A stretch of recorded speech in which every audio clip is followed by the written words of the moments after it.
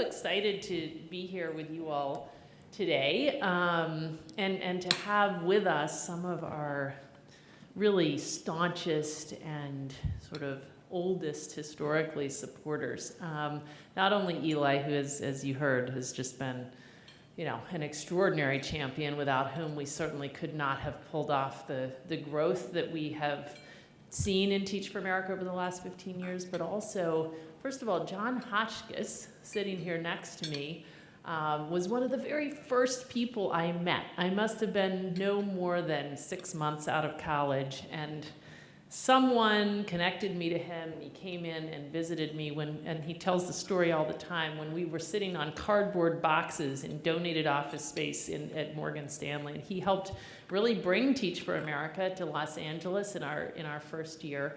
The Hagas, who we have the privilege of honoring tonight for their incredible championship and support of Teach for America over the years in this city at our big dinner. And many others, board members, supporters, and friends from over the years. It's also just great. I mean, in many ways, Los Angeles is, we could argue that it's in many ways the birthplace of Teach for America. We trained our first 500 core members here, exactly 24 years ago. And it feels like, a good moment to kind of reflect on where we are in this. I will say, 25 years ago, as I was still a senior in college, I had just turned in that senior thesis proposing this, big idea. I could never have imagined. I mean, I wasn't thinking beyond a couple of years, as most of our college seniors don't. But I can't imagine I would have thought that I would be here today, 25 years later, more passionate than ever about this idea. Nor that this idea would take me everywhere from India and Nepal to Nigeria and South Africa to, Chile and Peru. So I thought I would just share with you all a bit about why it is that I am personally more passionate than ever, and also why I believe that, the social entrepreneurs I met a few years ago who've taken this to the far-flung places of the world are actually going to, accelerate the progress of all of us and ultimately, improve our collective welfare. So, really my passion for this derives from what I've seen really mostly here in the United States over the last 25 years. The big idea, and Eli spoke well to this, but some people view Teach for America, they hear Teach for America and they think it's about 2 years of teaching. It's really not, right? This is about channeling the energy of our country's most promising future leaders against the issue that I believe is the most fundamental issue we face. The fact that still in our country, despite our aspirations to be a place of equal opportunity, where kids are born predicts their educational outcomes on average and their life outcomes. And that's a big systemic problem. We live in a world of quick fixes. We wish one thing would, let's fix the teachers, let's change the curriculum, let's do something to fix this. But this is a big systemic problem. And what that means is we've got to come at it with an enormous amount of talent and energy and leadership at every level of the system, from policy and politics, from every sector, really. And so we're saying, let's go out and recruit our most highly sought after folks just as aggressively as, the banks and the consulting firms do. And let's get their first 2 years to be teaching in our highest need communities.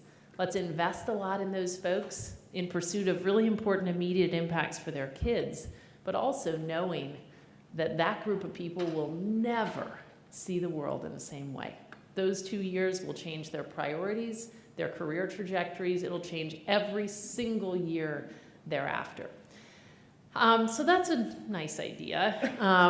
But of course, the real question is, does it really work? And I have to say, I think the best way to understand whether or not it's working is to actually look at what is happening in communities where we've been placing a steady stream of folks for 15, 20, or in the case of Los Angeles, 24 years.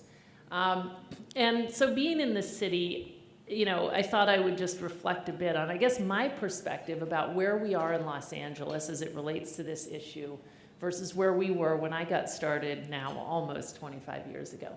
So then, and I remember this because I was a senior in college, the hit movie 25 years ago was Stand and Deliver.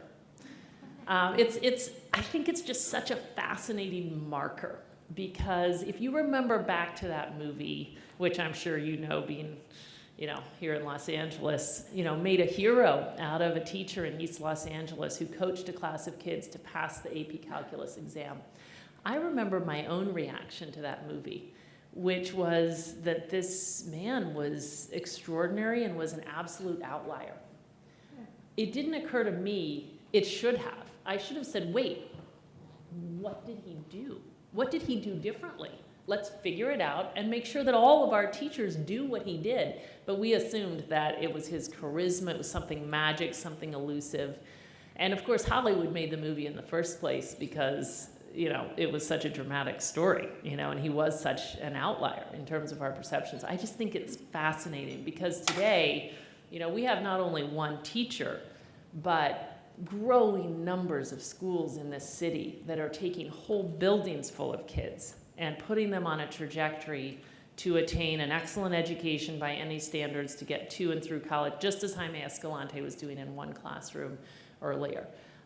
There are many of those schools in this city. Some of them are part of charter school networks. Others are part of the regular system. There aren't enough, nowhere near enough, but there are growing numbers of them. There are 9 KIPP schools, and I asked, actually, my husband who runs the KIPP network, where he would say, how he would, characterize the impact of the KIPP schools. And he told me something just this morning that I find kind of stunning.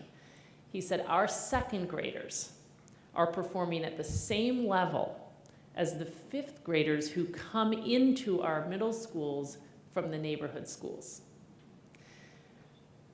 That's true transformational change for kids. And there are many other schools, again, beyond KIPP, from Camino Nuevo to others. And so now the question isn't, can this be done in a classroom or more than one classroom or, at the school level, but it's how do we spread this to the whole system?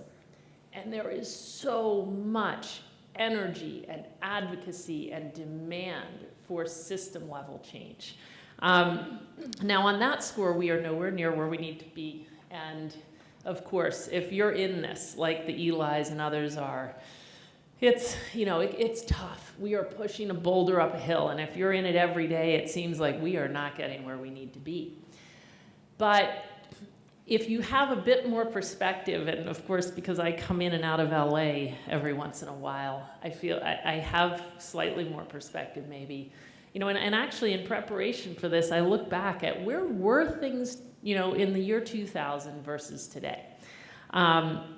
And I came to some interesting facts. So take the schools in Watts.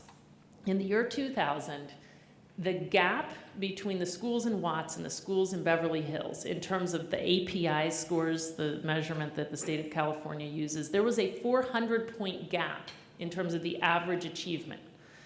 The schools in Watts had an API score of somewhere in the mid-400s. I mean, incredibly low, right? That gap has been cut in half. So the schools in Watts are not, where we all want them to be, but that's very significant progress in the face of a challenge that has persisted for decades in this community and in our country. In this city, and I know this from my colleagues at Teach for America in Los Angeles, we are struggling with high schools. And yet, if you look at the top 10 high schools in this city, in the year 2000, 38% of the kids in those high schools were low income. Today, 49% of them are. And on average, those high schools have an API score that is almost 200 points higher than it was in the year 2000. There are many other things we could talk about. The fact that there are 263 charter schools in the LAUSD kind of, region, whereas there was not a charter school when I got started in this city. And 30% of those charters are in the top 10% of performance in the state of California. So all to say, and of course this is because of many things far beyond Teach for America. I mean, this is because of everything from incredible philanthropists to reform-minded mayors and advocates and social entrepreneurs and so many folks far beyond Teach for America.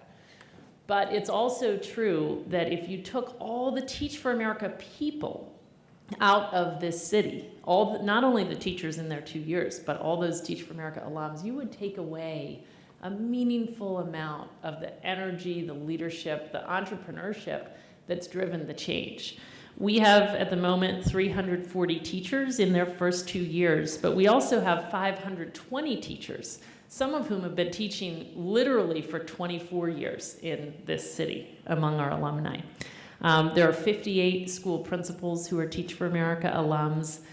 If you get inside of John Daisy's team, you realize that the head of human resources, the area superintendent who oversees the chronically underperforming schools and the innovative schools are Teach for America alums. And if you look at the networks like KIPP or Camino Nuevo, you see, 8 out of the 11 principals at the KIPP schools, as well as the chief academic officer, and half of the teachers are Teach for America alums.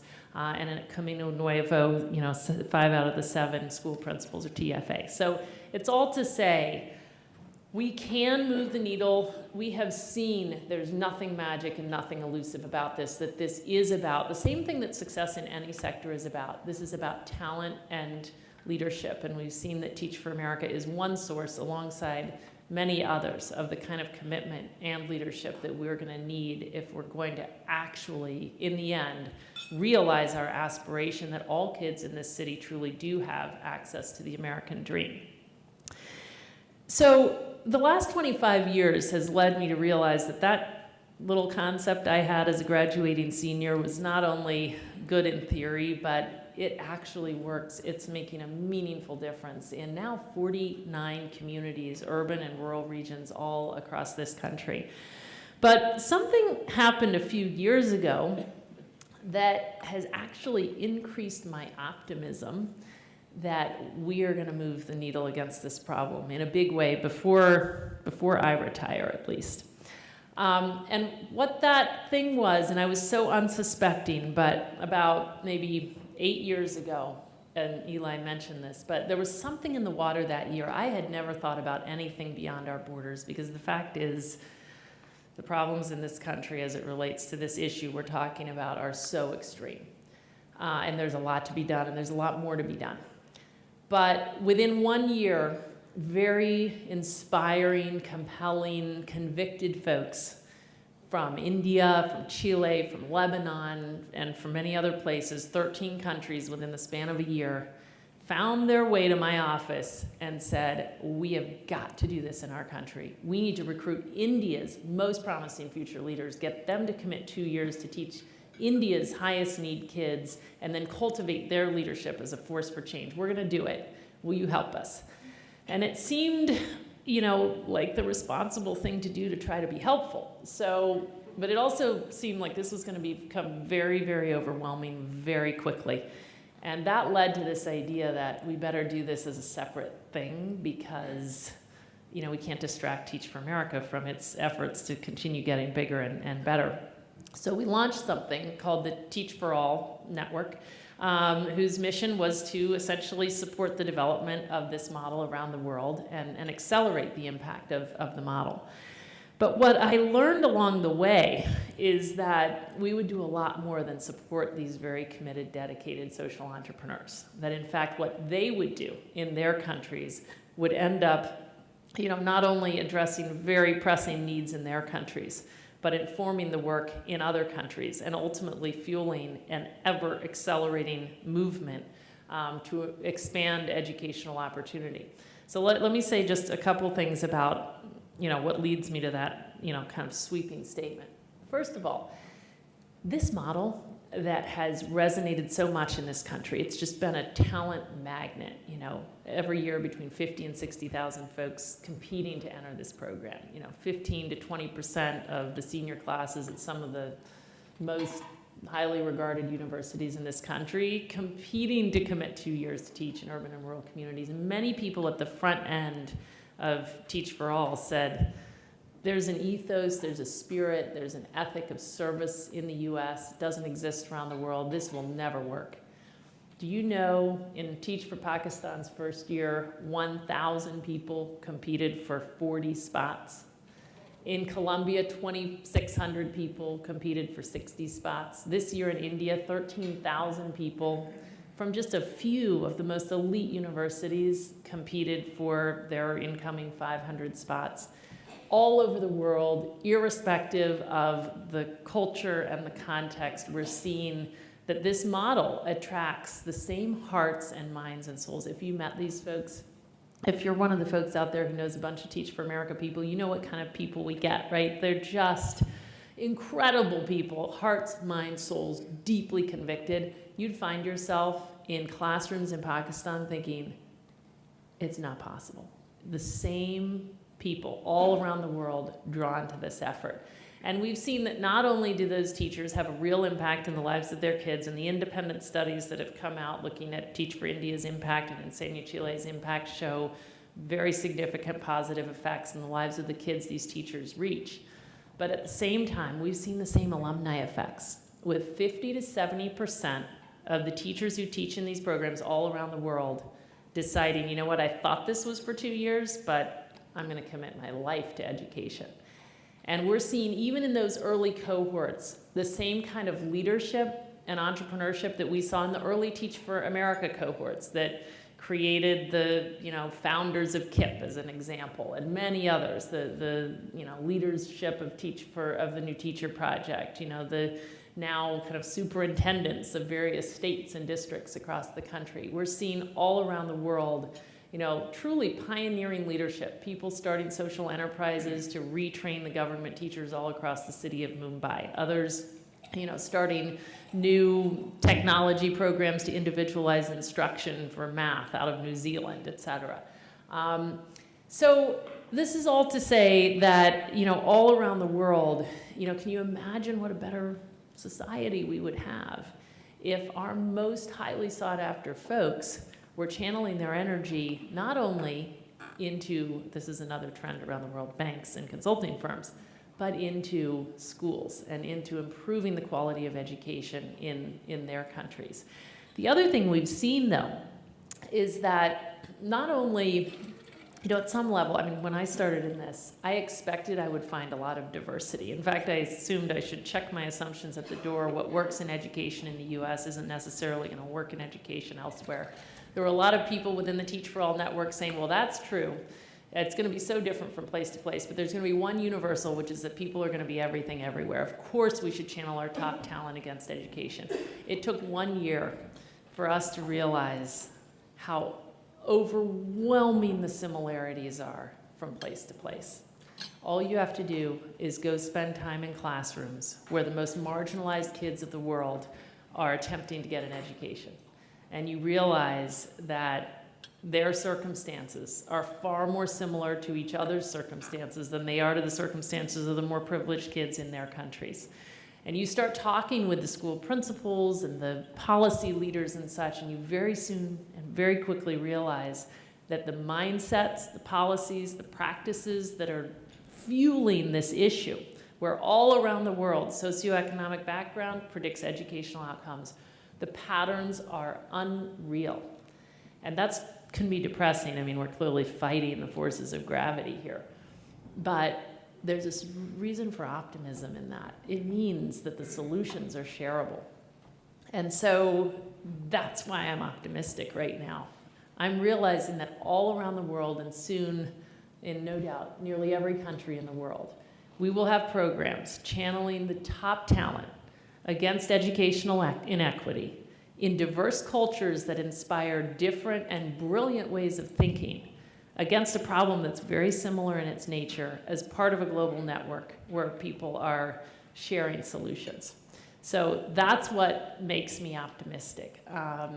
It's interesting because in other issue areas like the environment or public health, there are real global constituencies.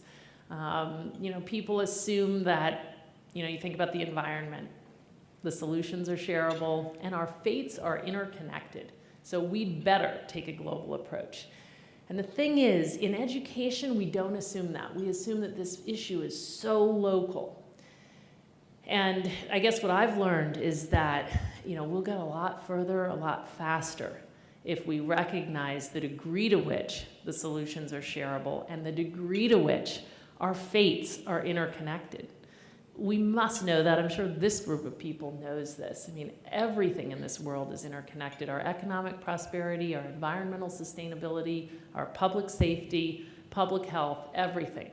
And a world of rising educational levels and decreasing educational disparities is simply a much better world for all of us, a more prosperous world, a more sustainable world, and a more peaceful world. So that's what fuels me every day. It's what makes me excited that I've still got another, hopefully, 25 years in front of me to, help support the further development of what will hopefully ultimately be a global movement to ensure that one day all children have the chance to attain an excellent education. So, thank you.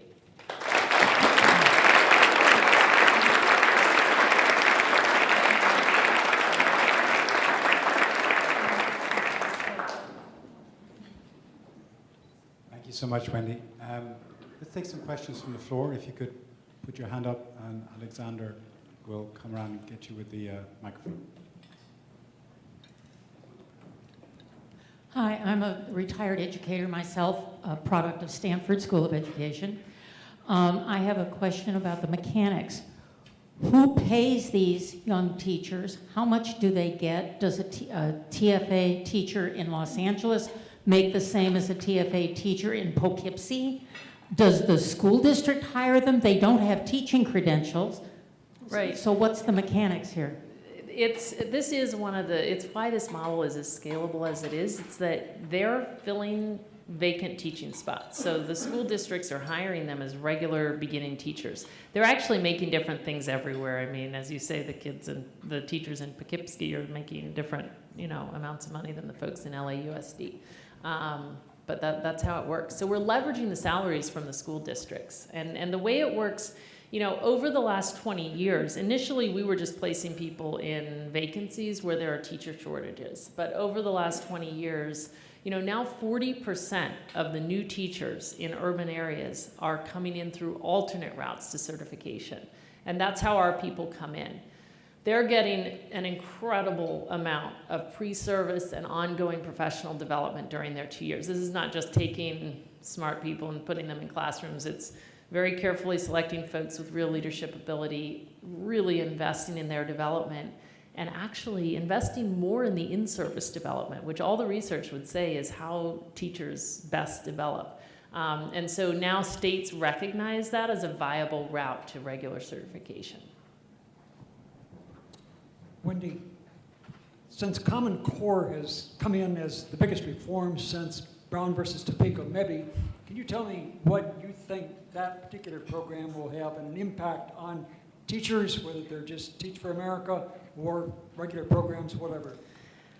I personally believe this is going to be revolutionary, assuming we can get it through despite all the politics that go on. I mean, so two things. First of all, if you haven't read Amanda Ripley's latest book, I'm actually blanking on the title.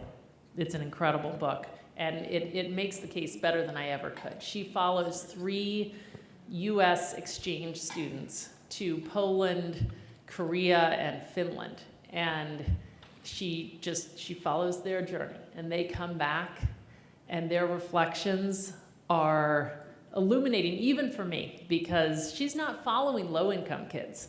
She's following middle-income to upper-income kids. And they're coming back saying, the kids are the same all over the world, but we're boring our kids to death in this country.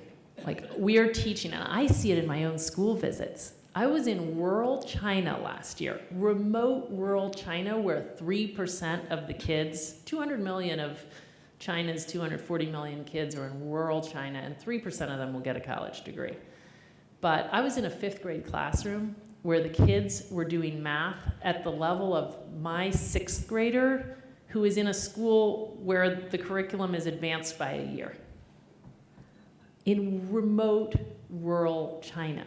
Our standards are so low. And, you know, my theory is, so if you look at the aggregate, despite what I was saying about LA and how much energy, how much resources, and how much progress we're seeing, the fact is, if you look at the aggregate data in this country, we have made precious little progress. It doesn't compute. Like, how is that possible? You know how it's possible? We have been teaching to the wrong standards.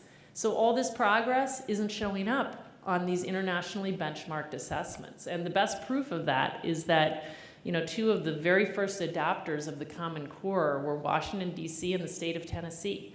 And when you look at the latest National Assessment of Educational Progress, the assessment that folks, you know, accept as, you know, truly rigorous, highly regarded, those two places made more progress than most districts and states have made in the last 10 years, in the last 2 years.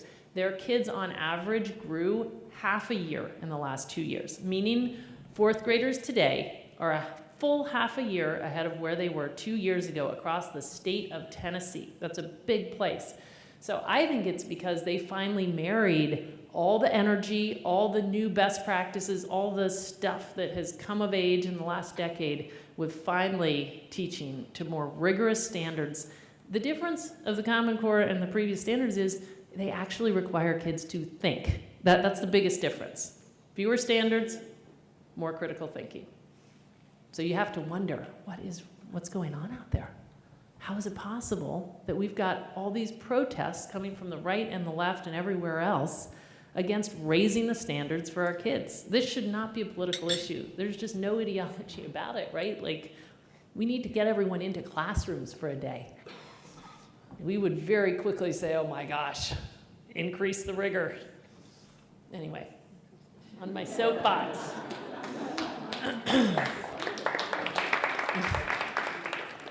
Thank you for your very inspiring talk today.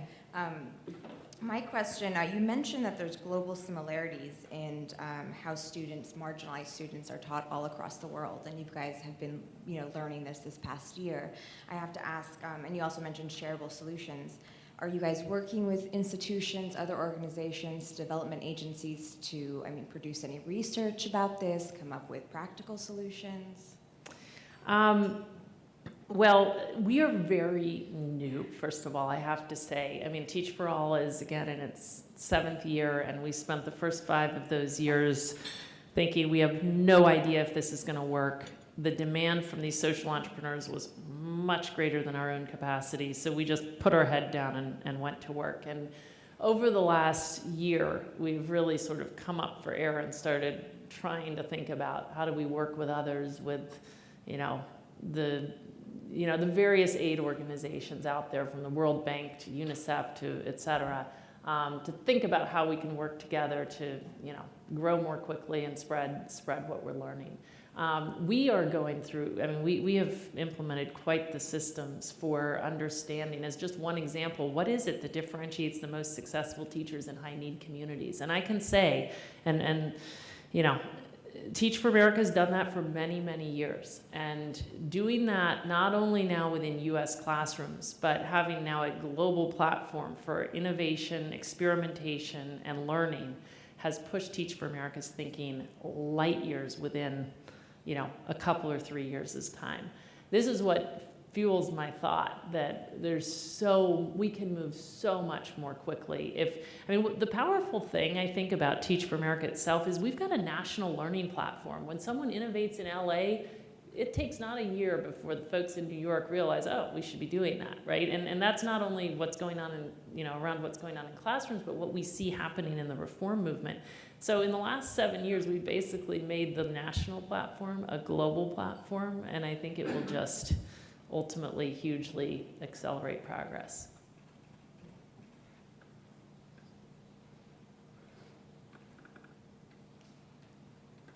How are the teachers' unions reacting to this Teach for America?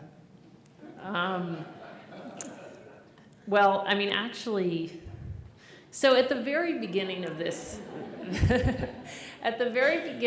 venture, people predicted it would never get off the ground because the unions would oppose it. And actually, one of the first people I probably, in retrospect, naively wrote to was Al Shanker. And you know that he got right back to me and said, this is exactly what we need. We need to figure out how to get our smartest people into the profession of teaching, and that's what this is going to do. And what I realized early on is that, and he was a very enlightened union leader, but what I realized is that this isn't the union issue, because new teachers are not, new teachers become union members. So this really isn't the thing that unions have staked a claim out against. I think over time it has become very clear that the Teach for America alumni are out there in the center of the effort to change things. They're changing the way as policymakers and advocates and school superintendents and others, they're changing the way teachers are hired and selected and promoted and evaluated and compensated. And so I think, as the reform movement has become, as it's made a lot of progress, as it's gained traction, and it's become much more contentious. And I think because the TFA alums are out there pushing on the change, our union relationships can be a little bit trickier. But here's the thing, I've come to believe that we can bring this entire problem, meaning educational inequity, within our control if we have enough of the leadership we need. And, you think about the unions. Union politics play out incredibly differently from place to place.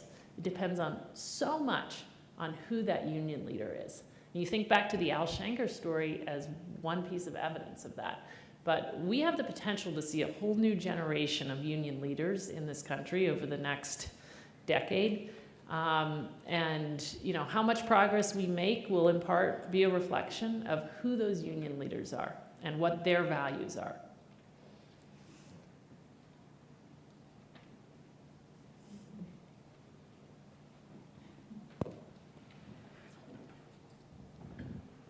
What role, if any, do you see technology playing in addressing educational equity, both domestically and abroad?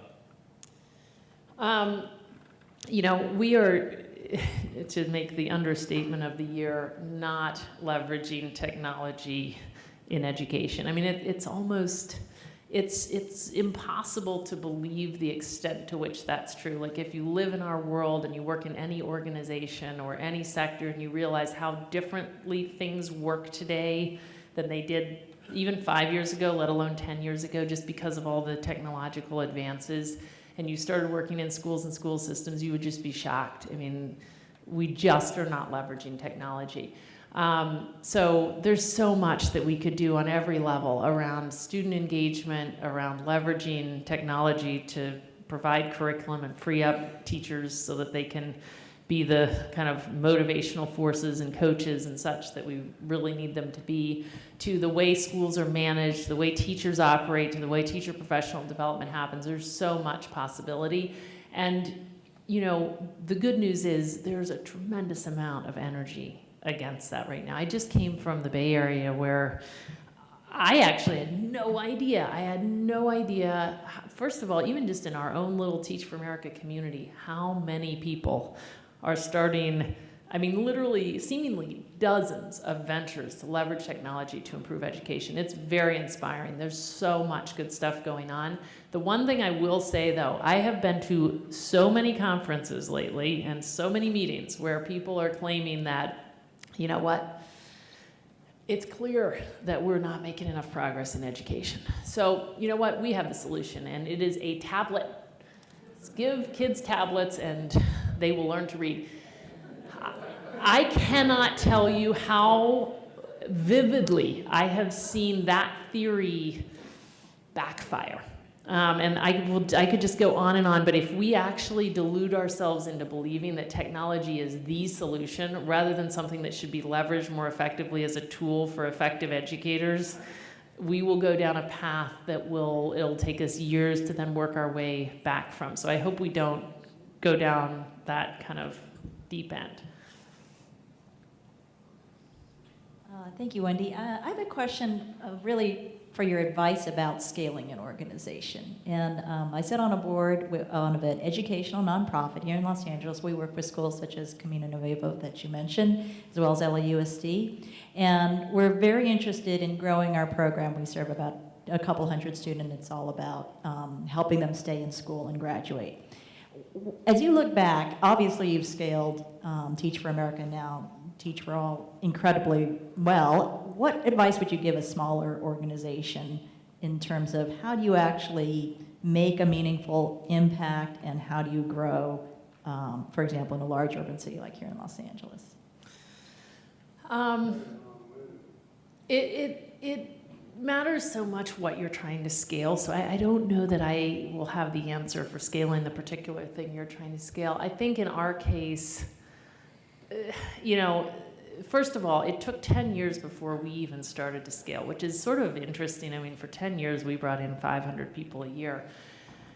We maybe started a little big, and it took us that long to work our way back to stability. But once we had stability, you know, the way we scaled Teach for America was to basically develop lots of 3-year growth plans where we said, you know what, 3 years from now, here's where we're going to be. And our goals were not only around scale, but around impact. We are going to grow our impact. We're going to grow in scale. We're going to grow our teachers' impact during the 2 years. We're going to grow our alumni impact. And we would develop these financial plans and organizational capacity plans saying, if we're going to pull this off, we need to, this is what we're going to need from our staff. This is the money we're going to need. And then we would go out to people like Eli and say, look at this. You can invest in us now, and you can help us get to here. And then we would do that, and then we would say, now you can help us get to here, and now you can help us get to here. So the discipline of planning and really thinking through, given all the factors, how many people we can recruit and place, and how much money we can raise, and our other quality objectives, you know, I think developing those plans, it sounds so simple, but that's probably the biggest key, was just the discipline of doing that, and then having the environment where there were people like the Broads and others who would make the investments necessary to actually do that well. Yeah, thank you all.